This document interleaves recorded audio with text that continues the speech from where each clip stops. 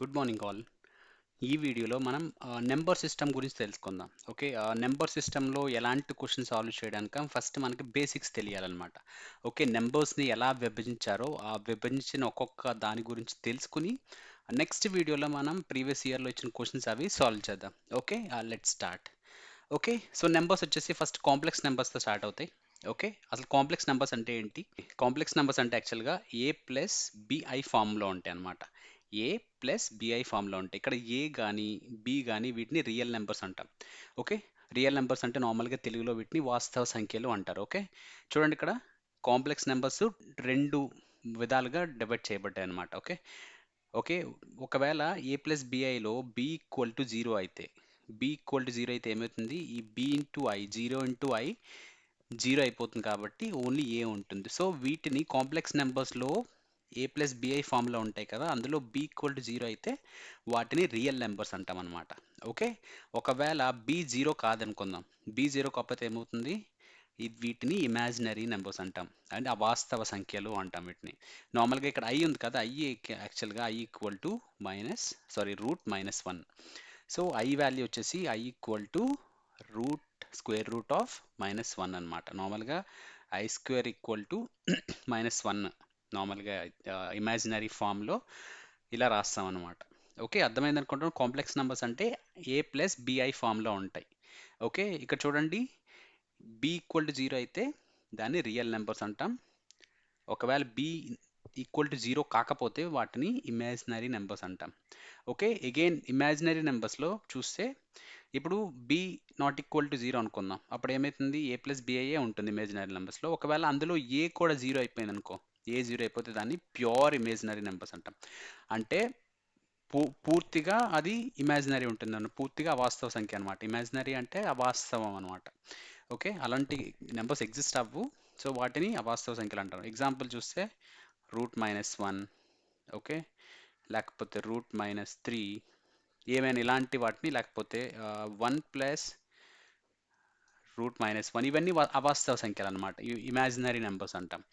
Okay, ఇప్పుడు real numbers, ఒకవేళ be zero అయిపోయింది, బీ జీరో అయిపోతే అసలు ఇట్ సైడ్ ఇమాజినరీ నెంబర్స్ ఏమి ఉండవు అనమాట. అంటే ఐ అని ఉండదు, ఐ ఉంటే ఏమవుతుంది? I equal to root minus one కాబట్టి ఇమాజినరీ నెంబర్స్ ఫామ్ అవుతాయి ఒకవేళ బి ఉంటే. సో బీ జీరో కాబట్టి రియల్ నెంబర్స్లో మనకి ఓన్లీ రియల్ నెంబర్సే ఉంటాయి అన్నమాట, ఇమాజినరీ పార్ట్ ఉండదు. సో రియల్ నెంబర్స్ అగైన్ మనకి టూ టైప్స్. ఓకే, చూడండి కదా, real numbers two types: rational numbers, irrational numbers. Real numbers అంటే ఏంటి? వాస్తవ సంఖ్యలు. Rational numbers, irrational numbers. Rational numbers అంటే అకరణీయ సంఖ్యలు, ఇర్రేషనల్ నెంబర్స్ అంటే కరణీయ సంఖ్యలు. సో కాంప్లెక్స్ నెంబర్స్ అంటే ఏ ప్లస్ బిఐ ఫామ్లో ఉంటాయి. ఓకే, ఇక్కడ రియల్ నెంబర్లో ఏ, ఇవి రియల్ నెంబర్స్. ఇమాజినరీ అంటే అగైన్ ఏ ప్లస్ బిఐ ఫామ్లో ఉంటాయి అన్నమాట. సో ఐ అన్నది ఇక్కడ imaginary number, i equal to ఏంటి? Root minus one. Okay, complex numbers అర్థమైంది కదా. Complex numbers two types: real numbers, imaginary numbers. Symbol real numbers అంటే వాస్తవ సంఖ్యలు, ఇమాజినరీ నెంబర్స్ అంటే అవాస్తవ సంఖ్యలు. ఇప్పుడు రియల్ నెంబర్స్ ఎలా డివైడ్ చేస్తారో చూద్దాం. So real numbers two types అని చెప్పుకున్నాం కదా: rational numbers and irrational numbers. Rational numbers అంటే అకరణీయ సంఖ్యలు, ఇర్రేషనల్ నెంబర్స్ అంటే కరణీయ సంఖ్యలు. ఫస్ట్ రేషనల్ నెంబర్స్ అంటే ఏంటి చూద్దాం, అంటే అకరణీయ సంఖ్యలు అంటే ఏంటి చూద్దాం.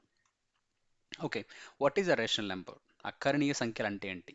సో నార్మల్గానే p by q form, okay, p by q ఫామ్లో రాసే ఏ నెంబర్నైనా మనం అకరణీయ సంఖ్య అంటాం ఆర్ రేషనల్ నెంబర్ అంటాం. ఇక్కడ చూడండి example, a by b format చెప్పాం, a by b or p by q format.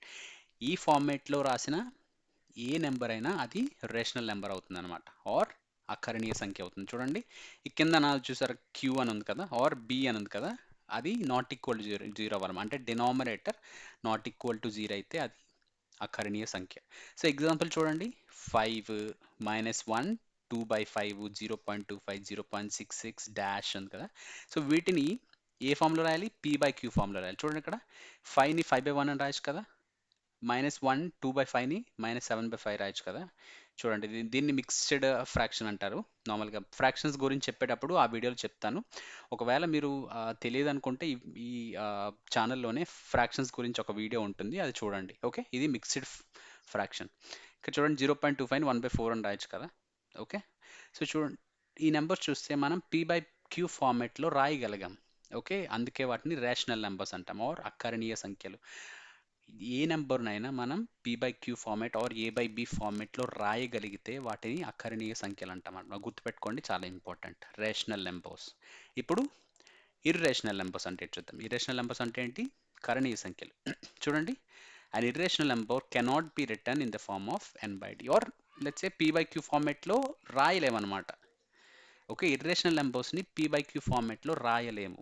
Okay, వాటిని కరణీయ సంఖ్యలు అంటాం. చూడండి ఇక్కడ ఎగ్జాంపుల్ చూడండి, పై.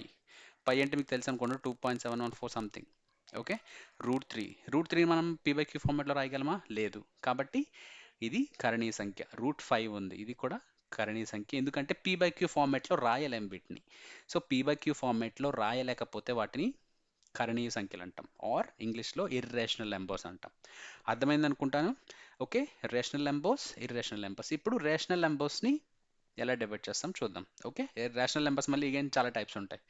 Okay, let's start. చూడండి, రేషనల్ నెంబర్స్లో అగైన్ ఇంటీజర్స్ వస్తాయి అన్నమాట. ఇంటీజర్స్ అంటే ఏంటి చూద్దాం. చూడండి, ఇంటీజర్ లైన్. చూడండి, నార్మల్గా ఇంటీజర్స్ అంటే negative numbers and positive numbers including zero. Negative numbers like -10, -9, -8 అలా జీరో వరకు, మళ్ళీ జీరో నుంచి 1, 2 అలా and so on n. So అన్ని నెంబర్స్ని కలిపి మనం యాక్చువల్గా ఇంటీజర్స్ అంటాం అనమాట. ఓకే, ఇంటీజర్స్ అంటే ఏంటి? Negative numbers plus positive numbers including zero. Okay, వీటిని మనం యాక్చువల్గా ఇంటీజర్స్ అంటాం. సో జీరో అన్నది అది పాజిటివ్ నెంబర్ కాదు, నెగిటివ్ నెంబర్ కాదు. ఓకే, తెలుగులో అయితే వీటిని పూర్ణ సంఖ్యలు అంటాం. ఓకే, ఇంటీజర్స్ అంటే పూర్ణ సంఖ్యలు.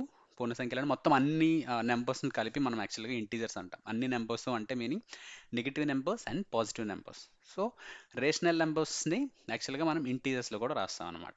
నెక్స్ట్ ఇంకొక టైప్ ఇంటీజర్స్లో అగైన్ మనకి హోల్ నెంబర్స్ ఉంటాయి, నేచురల్ నెంబర్స్ ఉంటాయి. ఓకే, అవి ఏంటో చూద్దాం. హోల్ నెంబర్స్ వీటిని డబ్ల్యూతో సూచిస్తాం. హోల్ నెంబర్స్ అంటాం వీటిని. సో నార్మల్గా హోల్ నెంబర్స్ అంటే వీటిని పూర్ణాంకాలు అంటాం. సో ఇంటీజర్స్ అంటే ఇంటీజర్స్ నార్మల్గా జెడ్తో కానీ ఐతో కానీ సూచిస్తాం. ఓకే, ఇంటీజర్స్ ఇవి. హోల్ నెంబర్స్ని డబ్ల్యూతో సూచిస్తాం, వీటిని పూర్ణాంకాలు అంటాం. ఇంటీజర్స్ని పూర్ణ సంఖ్యలు అంటాం. ఓకే, అసలు హోల్ నెంబర్స్ అంటే ఏంటి ఆర్ పూర్ణాంకాలు అంటే ఏంటి? నేచురల్ నెంబర్స్ అంటే సహజ సంఖ్యలు. ఓకే, వీటిని ఎంతో సూచిస్తాం. Okay, let's see.